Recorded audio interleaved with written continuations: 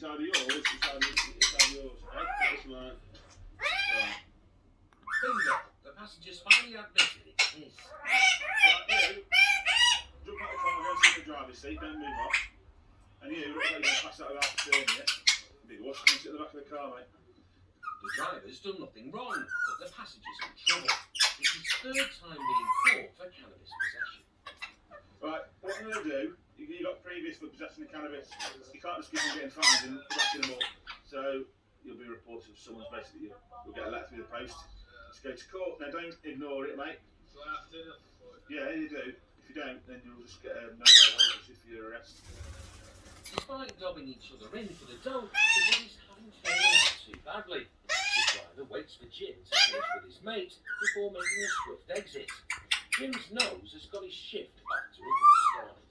With these kind of stops, it can be absolutely anything that you know sets your nose off. In the case of him, he was a little bit heavy on the accelerator.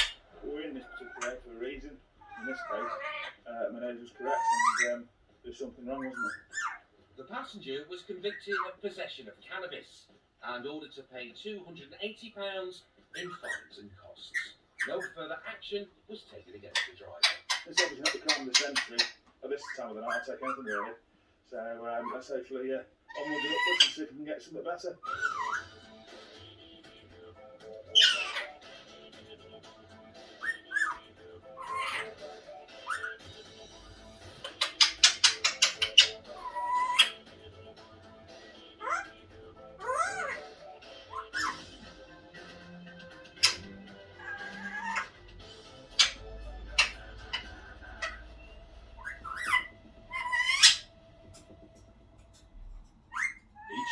Thousands of vehicles are seized. Got to know he's wrong.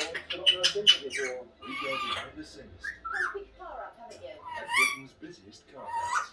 That cost me £6. I felt like a criminal.